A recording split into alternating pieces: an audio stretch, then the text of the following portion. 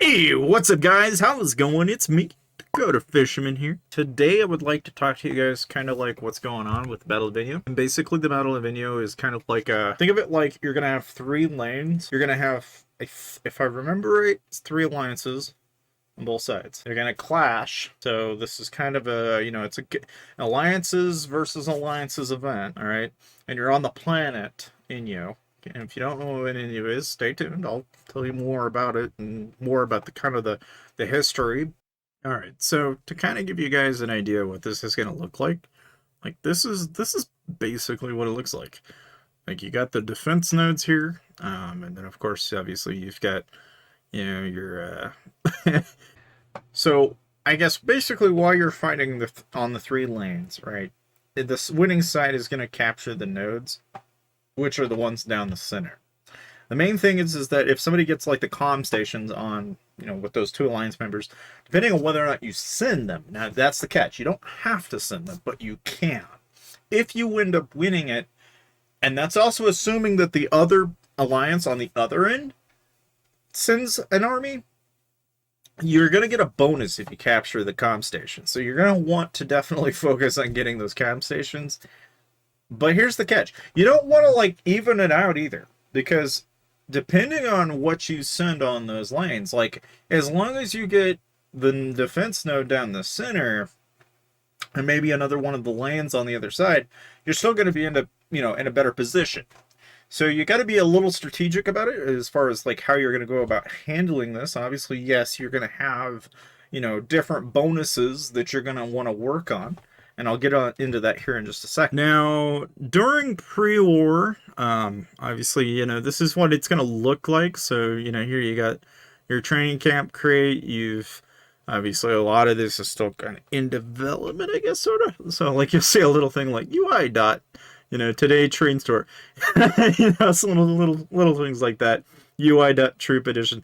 Obviously, those are probably, if I had to take a wild guess in the code, that is a more than likely the literal name that they have it in the the field name for that. But anyway, well, it's like you can see button dot recommend. Obviously, that is probably not going to be there. But the cool thing is, at least in here, is you're going to see like basically four different options, and then if you attack those options, which in this case is chaos forces, chaos fleets, it looks like, and then obviously, if you collect resources and you do alliance donations, you're going to be contributing to your guild's distributable points, which then can be thrown into attack, defense, or army HP, depending on the type of troop type that you're going to pick. So this is all pre-war stuff, but it gives you kind of an idea of what that UI is going to look like. And I don't know, if you have opinions, feel free to say so in the description, because I'm sure they wouldn't mind having someone pick them apart. But I don't know, I'm gonna say it right now, I think this is kind of cool, at least in how they've got it set up. I am kind of curious how flexible we're gonna be. Like, I'm almost wondering if to what extent are these distributable points at what's gonna be my cap, because like here you see 1,000 out of 1,000 on, and is that, assuming that's contribution? And then it almost raises the question of, well, how many distributable points is there and how many is possible? Because you got 0 out of 1,000 here. It kind of makes you wonder how many of those are going to be available. Is it going to be 1, 2, 3? So, what that ends up being is kind of going to be kind of interesting, to kind of say the least. But we'll hopefully see you here soon. Each member of the two alliances could deploy one march slot of units on one of the three lanes of their choosing, and all of these units from those alliance members shall march forward towards the center of the lane when the fight starts. They will engage enemies on the opposite side one by one within the same lane, and will only stop until all available units on one side is defeated. At the center of each lane is a defense node. The winning side of that lane will capture the node on that lane, and alliance with more nodes captured when all fights end will end up the victor. When all battles in the group end, the alliances will be ranked based on the total number of nodes captured, and the rewards will then be sent accordingly. Now, with that in mind, it is a cross-server guild versus guild event. I mean, it's basically alliances versus alliances. Of course, it consists of a registration phase where, you know, you're going to have to prepare, get your alliance members prepared, let everybody know up in advance what's going on.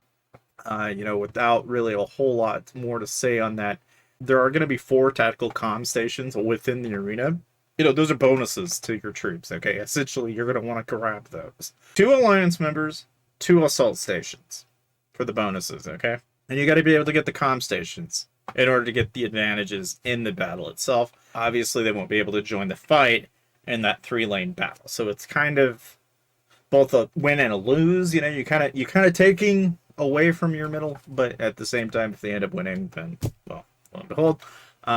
But, you know, obviously when the battle starts, the units attack the comm stations, will march out first.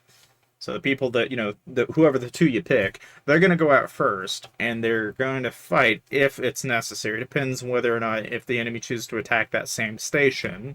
But to capture that facility and get the bonuses, you know, once they've captured it, and then the units from all those alliance members within those 3 lanes are going to take bonuses for that. So obviously there are some benefits to it, where there is obviously a little bit of risk involved as well. That said, the winner of each round will stay to fight the next enemy in line with remaining units that survived. Loser of each round will leave the battlefield. To balance the fights, only 2 wins are allowed for each player in a battle. A player shall leave the battlefield after 2 fights, even if they've garnered 2 victories and still have units alive.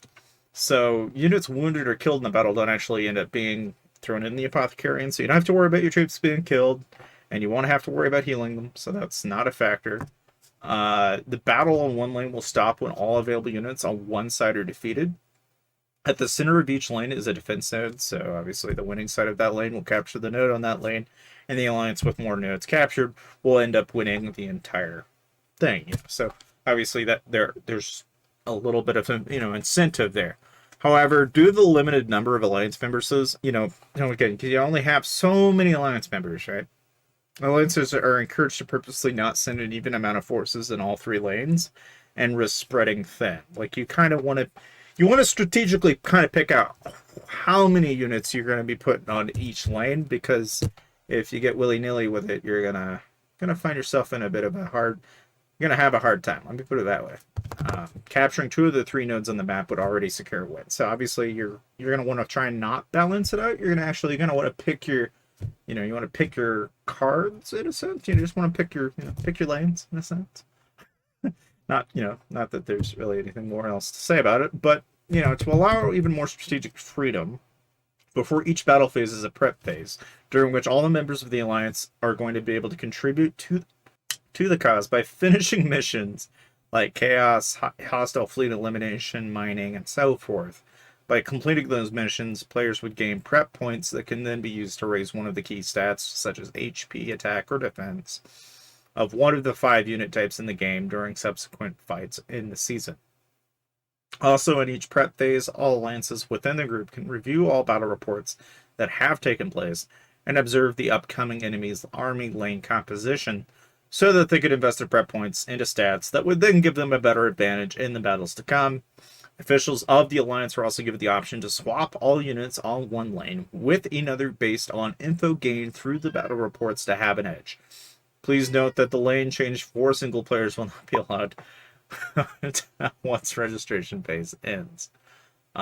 Players should strategize and fight as an alliance in deciding which lanes to focus their power on, gaining as many prep points as possible in prep phases, and invest the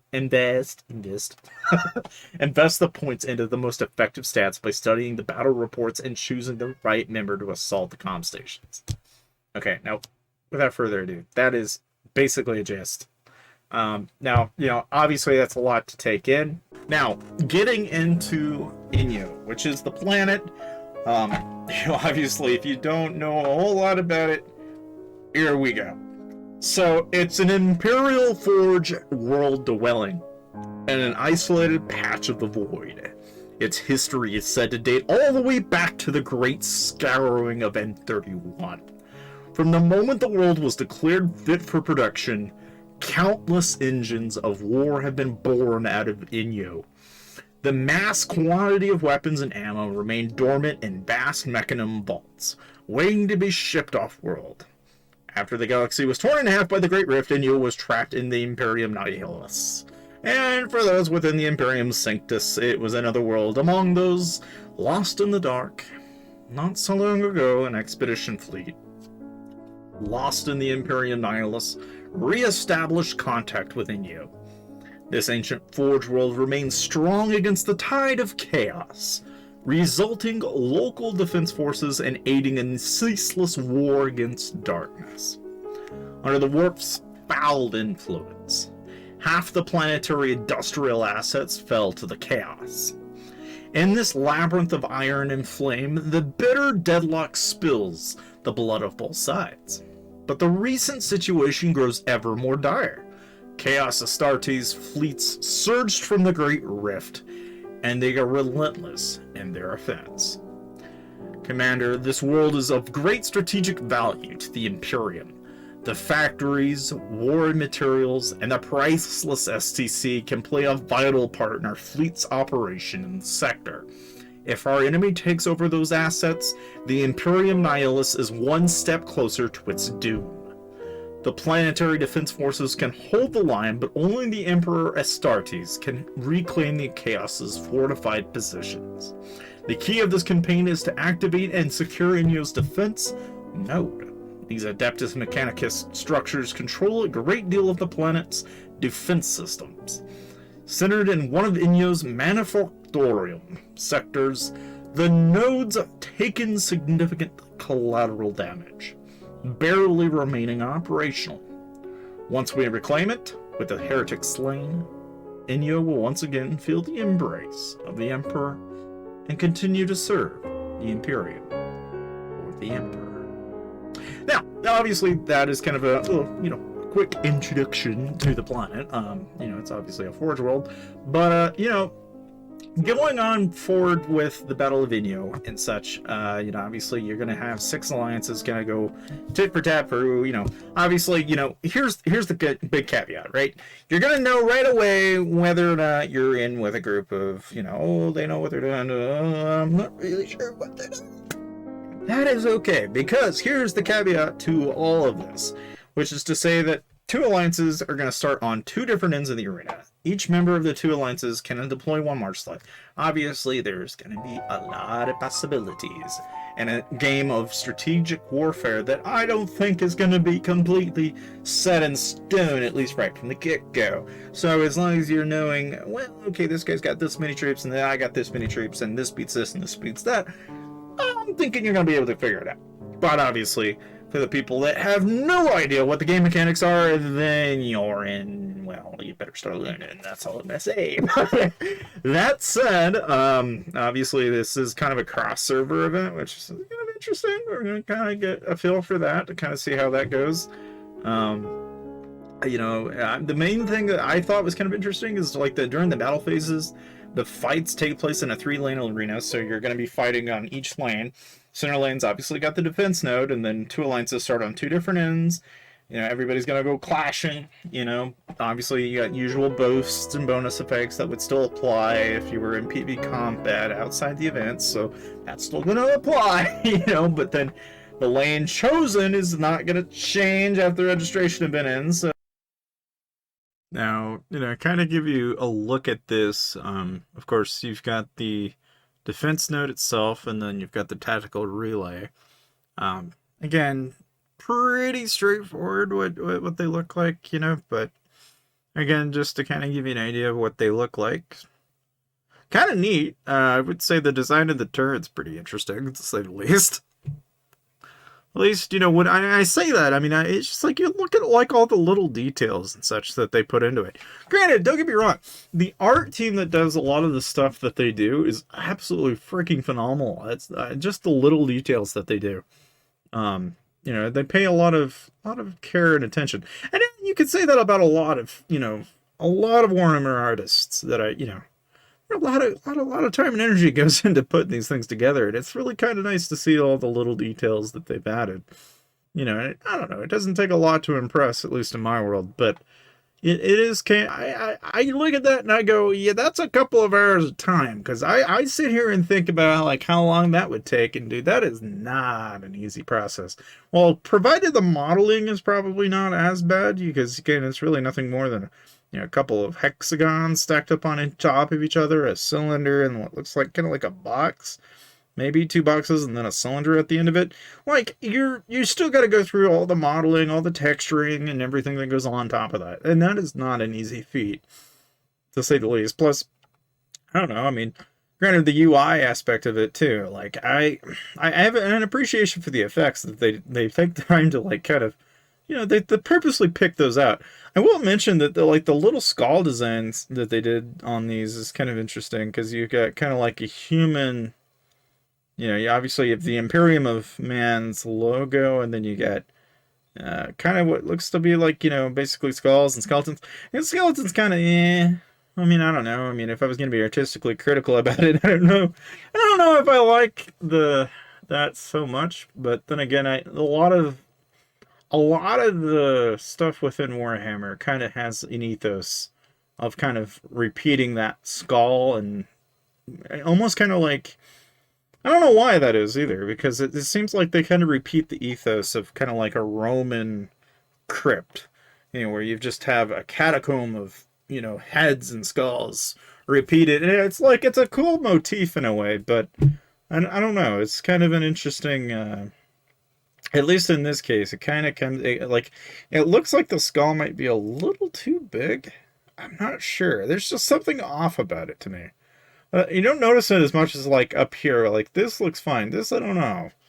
Look at this. I mean, obviously you guys can't see my cursor, but yeah, I mean, that's just a little thing.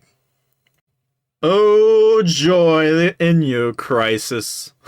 War is coming. Hey.